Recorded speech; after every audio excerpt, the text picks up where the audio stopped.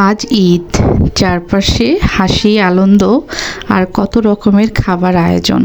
তবুও কেন জানি মনে শান্তি নেই, কারণ গ্রামে যাওয়া হয়নি, আপনজনগুলোর মুখগুলো দেখা হচ্ছে না, এজন্যই বোধহয়। হ্যালো এভরিওয়ান, আসসালামু আলাইকুম। সবাই কেমন আছেন? আলহামদুলিল্লাহ, আমরাও ভালো আছি। সবাইকে ঈদ মোবারক। এই যে ঈদের দিনের আগা দিন রাত্রে বরকে বললাম মেহেদি নিয়ে আসো, মেহেদি দেবো। তো সে গেছে ডেইলি শপে, যে দেখে যে একটার সঙ্গে একটা মেহেদি ফ্রি। তো সে আমাদের জন্য মেহেদি নিয়ে এসেছে, কাবেরি মেহেদি। সেটা হাতে একদমই ধরে না। তো আমি এদিকে দেখুন দুই ভাইয়ের কাণ্ড, তারা ল্যাপটপ নিয়ে একদমই বিজি। তো ভাবলাম যে কাজ আছে অনেক, তাদেরকে একটু খাওয়ায়া নেই, তারপরে আর কি কাজে ধরবো।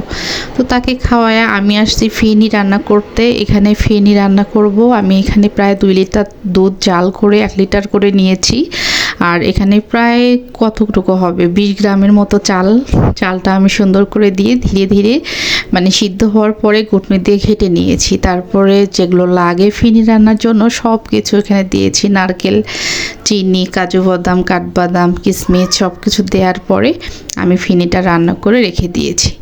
এবার এই চুলায় আবারও মানে ওই প্যানটাতেই আমি দুধ নিয়েছি, এখানে প্রায় 1 লিটারের মতো নিয়ে সব কিছু দিয়েছি, কনডেন্স মিল্ক এবং হচ্ছে যা যা লাগে একটা সুস্বাদু লাচ্ছা সেমাই করার জন্য।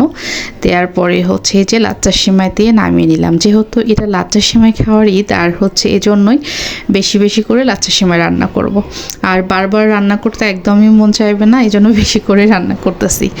তো একটা লাচ্ছা সেমাই হয়ে গেছে। এখানে আবার আমি যে লম্বা লাচ্ছা সেমাইটা ঘি দিয়ে ভেজে সুন্দর করে রান্না করে নিলাম, পাশাপাশি নবাবী সেমাইও রান্না করে নিলাম। তো আজকে যেহেতু প্রচুর বিজি, আমার অনেক ভিডিওই কিন্তু স্কিপ হয়ে গেছে, কারণ সবগুলো ভিডিও করতে একদমই মন চায়নি। কারণ সকালে 6টায় উঠেছিলাম, তারপরে রান্নাবান্না শুরু করে দিয়েছি।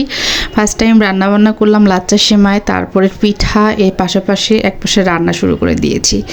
তো এদিকে পিঠা বানাবো, ভাবলাম যে তার আগে হচ্ছে আমি মাংসটা আর কি রান্না বসিয়ে দিই প্রেশার কুকারে, এক পাশে ওটা হয়ে যাক আর এক পাশে আমি পিঠা বানাবো। তো এই যে প্রেশার কুকারে মাংস বসিয়ে দিলাম, সব কিছু মশলা দিয়ে এটা একটু ভালোভাবে নেড়েচেড়ে মিক্সড করে নিয়ে একটু পরিমাণ মতো পানি দিয়ে সিদ্ধ হতে দিলাম।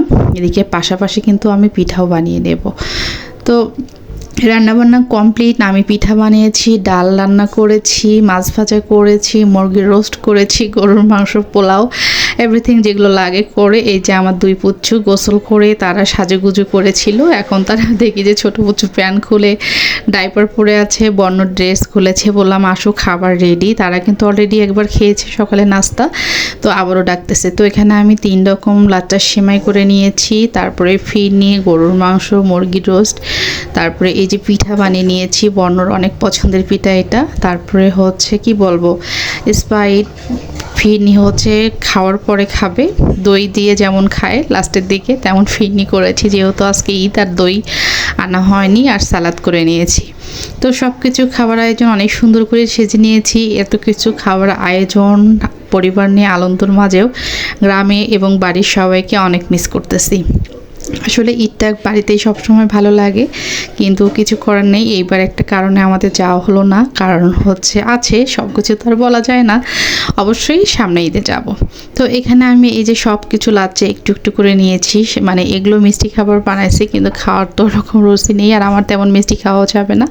আমি সব কিছু একটু একটু করে নিয়ে টেস্ট করতেছিলাম, খেতে অসাধারণ হয়েছিল। আসলে কথায় আছে যত গুড় তত মিষ্টি, যত মেডিসিন দেবেন ততই খাবার কিন্তু স্বাদ হবে। তারপরে আমি এই যে খাবার নিলাম, ডাল, মাছ ভাজা, গরুর মাংস, সালাদ নিয়ে খাওয়া শুরু করে দিয়েছি। সবাই ভালো থাকবেন, সুস্থ থাকবেন, সবার জন্য শুভকামনা। ঈদ মোবারক।